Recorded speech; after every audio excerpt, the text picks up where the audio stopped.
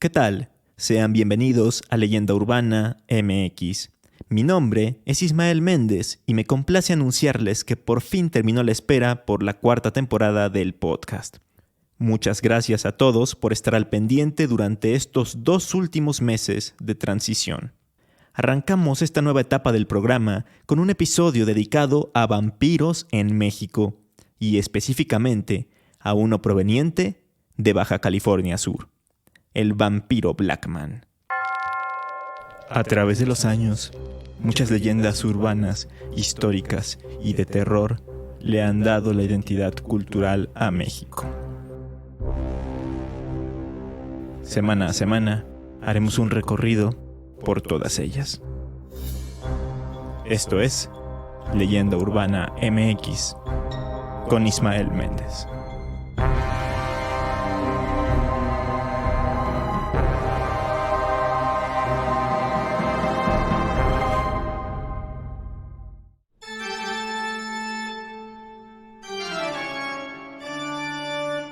Hablar de vampiros regularmente nos remite a un tétrico castillo europeo en donde vive un elegante hombre que duerme en un sarcófago, se convierte en murciélago y sale por las noches a alimentarse de sangre humana. Y a pesar de que en la actualidad son muchas las obras y las historias de vampiros en las que más bien se les representa como personas normales, es difícil despegarse de ese clásico arquetipo que les acabo de describir y que en gran medida fue creado por Bram Stoker en su novela Drácula, publicada en 1897. Entonces, aunque para muchos la palabra vampiro les siga evocando figuras lejanas y del folclore europeo, la realidad es que en nuestro continente y en México se cuentan leyendas que están relacionadas con ellos. En el episodio 28 de la primera temporada de este podcast, les hablé de algunos vampiros mexicanos, como el vampiro del Panteón de Belén o de las Tlahuelpuchis. Pero lo cierto es que no mencioné a uno que aterrorizó a los habitantes del noroeste del país a finales del siglo XIX y principios del siglo XX, el vampiro Blackman o el vampiro de la Purísima. Justamente en el cementerio de la Purísima, un pueblo al norte de Comundú, en Baja California Sur, hay una tumba perteneciente a Loreto de Blackman, quien fuera la esposa de Arthur Charles Blackman, un norteamericano que llegó a México en el siglo XIX para trabajar como ingeniero mecánico en las minas de El Boleo. No se sabe el año exacto en que llegó al país, pues se cree que no existe registro de ello, pero lo que sí se sabe es que este hombre llamó mucho la atención de los locales a su arribo, pues era un tipo misterioso que siempre vestía de negro. También se sabe que una joven llamada Loreto Osuna, quien pertenecía a una familia de clase alta de aquella época, lo conoció y quedó completamente enamorada de él. Posteriormente iniciaron un noviazgo y terminaron casándose. Tras el matrimonio, decidieron mudarse al pueblo de la Purísima, que era de difícil acceso porque solo había un camino terrestre para poder llegar a él. Vivían felices, y el más grande sueño de ambos en esa etapa de sus vidas era tener un hijo. No pasó mucho tiempo para que ese deseo se fuera materializando, ya que Loreto quedó embarazada rápidamente en el año 1912. La pareja estaba ansiosa y hasta contaba los días para por fin tener a su querido hijo en sus brazos. Pero un día, mucho antes de lo esperado, Loreto comenzó a sentir dolores en el vientre. Pensó que su hijo ya estaba por nacer, así que avisó a su esposo, Charles Blackman, quien de inmediato la subió a un caballo y emprendió el largo camino necesario para que pudieran atender a su mujer.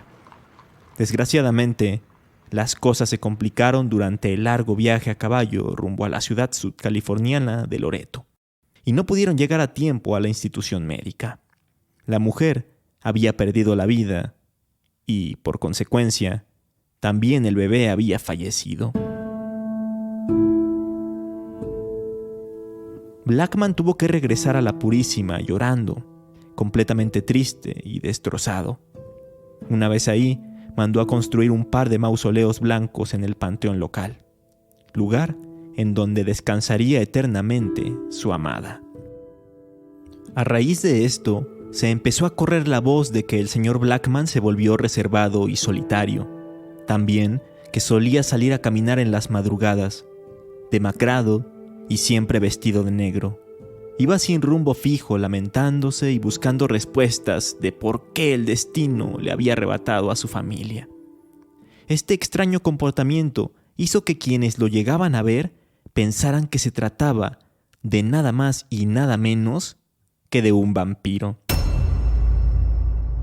Cosa que se fue alimentando por otros rumores que decían que siempre evitaba la luz del sol o que tenía la excéntrica afición de recolectar sangre de distintos animales para después guardarla en frascos dentro de su casa.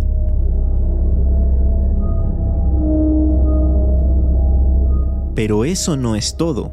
La voz popular después relataba que poco a poco Blackman iba desapareciendo, que cada vez se le veía menos, y que incluso en una ocasión fue avistado en un barco antiguo lleno de ataúdes, y que en uno de ellos llevaba el cuerpo de Loreto Osuna.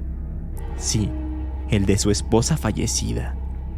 Aunque lo más curioso de las cosas que se contaban sobre él es que poco antes de su muerte, en 1921, manifestó que en 100 años reencarnaría en alguien nacido en la Purísima, para así cobrar venganza por lo que le sucedió durante su vida. Esto quiere decir que, si creemos en la leyenda, Arthur Charles Blackman ya habría renacido hace 2 años y en unos cuantos años más comenzará a planear su hipotética venganza. ¿Contra quién o contra qué? No se sabe.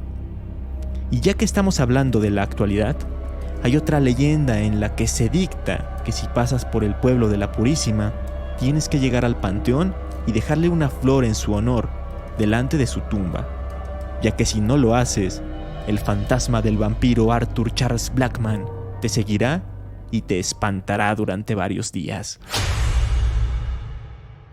Esta historia es muy singular, puesto que nunca se le vio a Blackman haciendo daño, chupando sangre, convirtiéndose en murciélago o algo así, sino que se corrió el rumor de su condición vampírica únicamente por los hábitos que adquirió después de la muerte de su esposa, y que seguramente se fueron exagerando con el tiempo. Hasta hace poco, todo lo que les acabo de contar era lo único que se sabía acerca de la leyenda del vampiro Blackman. Pero de un tiempo para acá, hubo gente que se dio a la tarea de investigar más acerca de este enigmático personaje, y se encontró con información sumamente valiosa. Aunque eso sí, nos derrumba un poco lo sobrenatural y el aura de misterio que había alrededor del norteamericano. Entre estos investigadores está Gilberto Manuel Ortega Avilés, egresado de la Universidad Autónoma de Baja California Sur. De hecho, él fue entrevistado por el periódico El Sudcaliforniano, y ahí sacó a la luz sus hallazgos, encontrados en el archivo histórico Pablo L. Martínez, en La Paz, donde trabaja. En primera, Arthur Charles Blackman sí existió, sí fue una persona real. Fue hijo único de John E. Blackman y María Elizabeth Konheiser. Nació en el estado de Iowa el 26 de junio de 1875. En efecto, se desempeñaba como ingeniero mecánico, pero también fue parte del ejército estadounidense, pues se enlistó en él de forma voluntaria y llegó a obtener el grado de sargento. Una de las revelaciones más interesantes es que sí hay registro de cuándo llegó a México, el 1 de marzo de 1909. Y también es posible encontrar su acta de matrimonio, en la que se señala que contrajo nupcias con Loreto Osuna, hija del juez José Osuna. Esto en 1910. Con ella fundó la hacienda Las Matacitas. De igual forma, se halló el acta de defunción de Loreto, y efectivamente, como cuenta la leyenda, murió por complicaciones en el parto en el año de 1912, y sus restos fueron exhumados 6 años después, en 1918. Solo que al parecer no murió en medio de un viaje, sino que esto ocurrió en la hacienda donde vivía. Los datos que ya empiezan a diferir con la leyenda son muchos. Por ejemplo, no se pudo comprobar que Blackman haya trabajado en el boleo, y más bien se encontró que trabajó para Delbert J. Huff como representante legal de grandes extensiones de tierra. O sea, nada que ver con su profesión. Pero el dato más destacado de todos nos revela que Blackman no murió en 1921 en México, sino que después de la muerte de su esposa siguió trabajando y alrededor del año 1920 regresó a su país natal, en donde se volvió a casar y hasta tuvo descendencia. No murió sino hasta el 24 de junio de 1959, un par de días después de cumplir 84 años. Fue sepultado en San Diego, California, y hasta la actualidad su tumba se puede encontrar ahí, en el Greenwood Memorial Park. Entonces, si los restos de Blackman están en Estados Unidos, ¿por qué hay otro mausoleo justo al lado del de su esposa en el cementerio de la Purísima? Uno que no tiene nombre visible. Bueno, esto no está confirmado, pero se teoriza que ahí fue enterrado el padre de la mujer, el antes mencionado juez José Osuna. Pero esto, a su vez, nos abre otra pregunta. ¿De dónde surgió la leyenda de que ahí está enterrado un vampiro real? Según la revista de Cultura y Comunicación de Baja California Sur, la Culco, todo esto comenzó en la década de los 2000, porque un maestro de la localidad empezó a contar todas estas cosas fantásticas con el fin de generar interés en el pueblo y, a la vez, con el fin de fomentar el turismo. Y tal parece que la cosa más o menos le funcionó, porque la historia sí tuvo un boom, tuvo una explosión y empezó a ser muy pero que muy conocida, sobre todo por la gente de aquella zona del país. De hecho, hasta la actualidad todavía se cree mucho en la leyenda del vampiro Blackman, un hombre que, como podemos ver en las fotos de sus documentos oficiales, era un tipo blanco, de lentes, cabello engominado, con una cicatriz en el labio inferior y, eso sí, sumamente elegante. Pero ustedes ya lo saben, en el cementerio de la Purísima no está enterrado un vampiro de la vida real, pero sí hay una historia extremadamente interesante sobre una tragedia familiar ocurrida a principios del siglo pasado.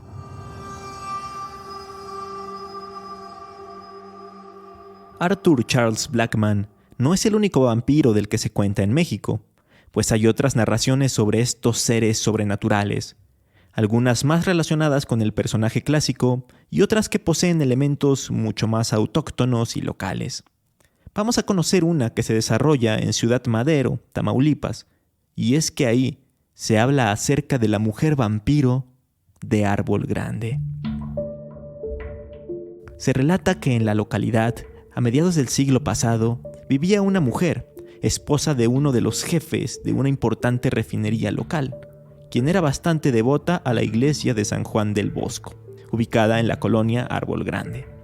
Tanto así que daba grandes aportaciones monetarias para el mantenimiento del inmueble religioso. Hubo un momento en que sus hijos se la llevaron a vivir con ellos a la ciudad de Salamanca, en Guanajuato, pero antes de partir, le pidió al padre de la iglesia que permitiese que al morir, su cuerpo fuera enterrado en los terrenos de la iglesia. Él accedió sin rechistar, pues era una forma de agradecerle por todo su apoyo. En el año de 1973, la mujer falleció de vejez y el padre, al enterarse de eso, se puso en contacto con los hijos para comentarles acerca de la última voluntad de la bondadosa mujer. Así que sin mucho problema, ellos aceptaron que el cuerpo de su madre fuera exhumado y llevado a Ciudad Madero, en donde descansaría en paz por siempre y para siempre. En esta parte de la historia es donde empiezan a suceder cosas fuera de lo común, porque al momento de desenterrarla y abrir el ataúd, se dieron cuenta de que el cadáver estaba intacto. La única diferencia es que le había crecido el pelo, las uñas y, sorprendentemente, los colmillos. Esto hizo que los enterradores y la gente que se había enterado de esto comenzaran a llamarla mujer vampiro. De cualquier forma, este pequeño detalle no impidió que el cuerpo fuera trasladado a la iglesia de San Juan del Bosco, en donde antes de ser enterrado se le organizó una misa de cuerpo presente, a la que llegó una gran cantidad de gente, ya que allí la mujer había sido muy querida por financiar y mantener la iglesia durante el tiempo que vivió ahí. Entre todo el tumulto ocurrió una desgracia. Los empujones hicieron que el ataúd cayera y se abriera, momento en el cual los presentes quedaron impactados y a la vez aterrorizados. ¿La razón? La mujer no se encontraba dentro. Entonces creyeron que había escapado, como si de un muerto viviente se tratara. Algunos gritaron, otros huyeron despavoridos y otros más tomaron medidas extremas y fueron a buscar antorchas con la intención de quemar la iglesia. La situación escaló tanto que incluso el ejército tuvo que intervenir para evitar que ocurriera alguna tragedia. Pero desde entonces empezaron a surgir anécdotas de gente que afirmaba haber visto a la mujer vampiro volando por el techo de la iglesia o flotando en dirección a la catedral de la ciudad. Inclusive, hubo una etapa en la que los niños de la zona vivían con el miedo de encontrarse con la mujer vampiro, porque se creía que por las noches se la pasaba rondando en los alrededores de aquel municipio de Tamaulipas, siempre en busca de víctimas. Así que evitaban salir a jugar y se resguardaban temblorosos en sus casas en cuanto el sol se ocultaba.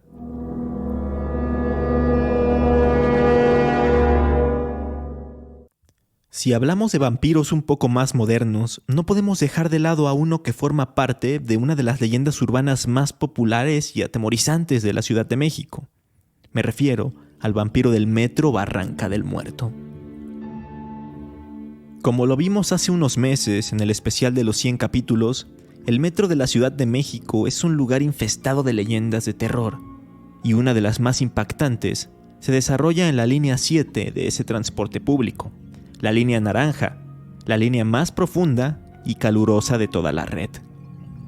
Cuenta la leyenda que hace algunos ayeres, un hombre terminó su larga jornada de trabajo y tomó el metro para dirigirse hacia su hogar. Era ya muy tarde, cerca de la medianoche. Estaba tan cansado que se quedó profundamente dormido. Esto es algo común, mucha gente se queda dormida durante los trayectos, así que hasta aquí, nada raro. El problema es que al llegar a la estación terminal de la línea, que precisamente es Barranca del Muerto y que es en donde se tenía que bajar, no escuchó la llamada de la llegada a la estación ni el timbre que anuncia el cierre de puertas, por lo que no se despertó sino hasta que el tren ya estaba en los talleres, en la zona de resguardo, por así decirlo.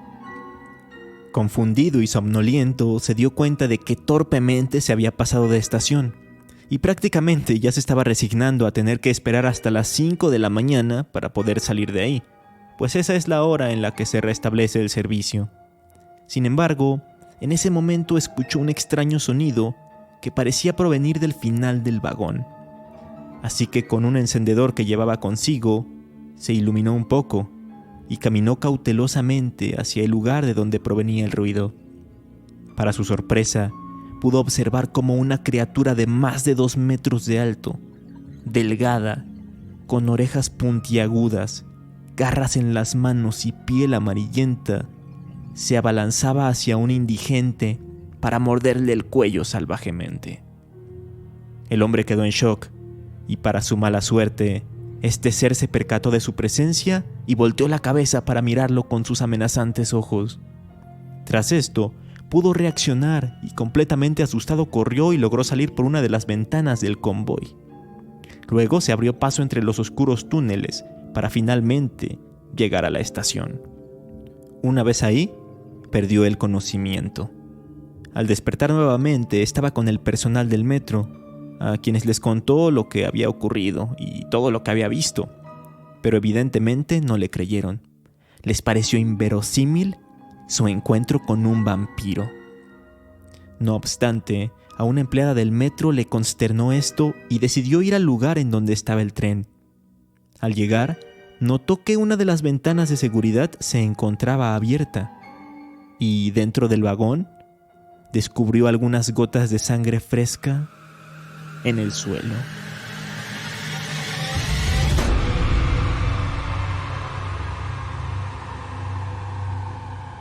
Hay otros testimonios de personas que aseveran haberse quedado dormidas por la noche en la estación Barranca del Muerto y que, tras incorporarse, ven a un extraño hombre muy alto caminando hacia ellas y con la intención de hacerles daño. Asimismo, uno que otro empleado de limpieza y de mantenimiento ha percibido sonidos muy raros provenientes de la penumbra de los túneles.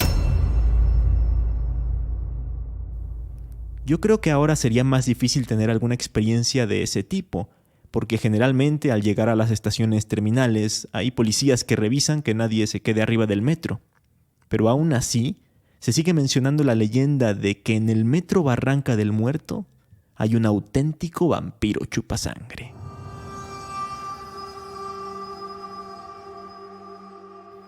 Como les mencionaba antes, también existen otros vampiros que son llamados así no por su similitud física con el conde Drácula, sino por sus hábitos y que además tienen características más locales.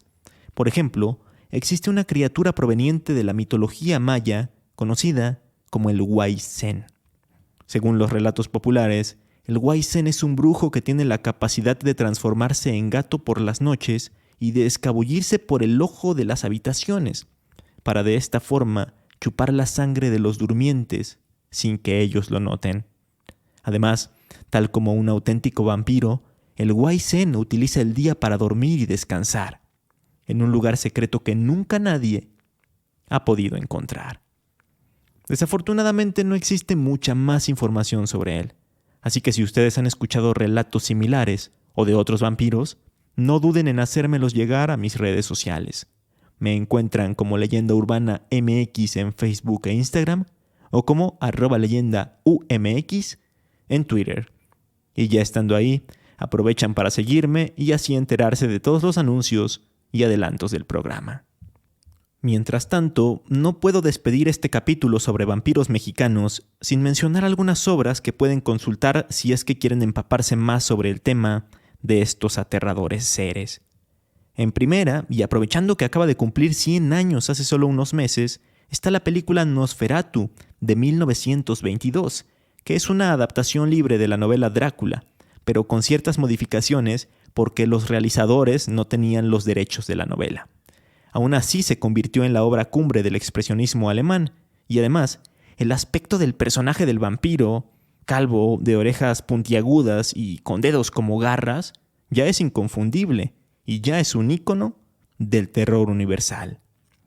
Por otro lado, hace poco leí por primera vez un cuento que se llama El invitado de Drácula. No sabía de su existencia, pero compré un compilado de cuentos de Bram Stoker, y ese venía incluido. Al investigar un poco más acerca de él, vi que hay teorías al respecto, pues hay quienes dicen que no estaba escrito como un cuento como tal, sino que era el primer capítulo del manuscrito original de Drácula y que los editores lo eliminaron por considerarlo innecesario para la historia. Y bueno, con esto damos por finalizado este primer episodio de la 4ª temporada de Leyenda Urbana MX. Espero que les haya gustado y nos escuchamos este jueves con más historias y leyendas. Hasta entonces.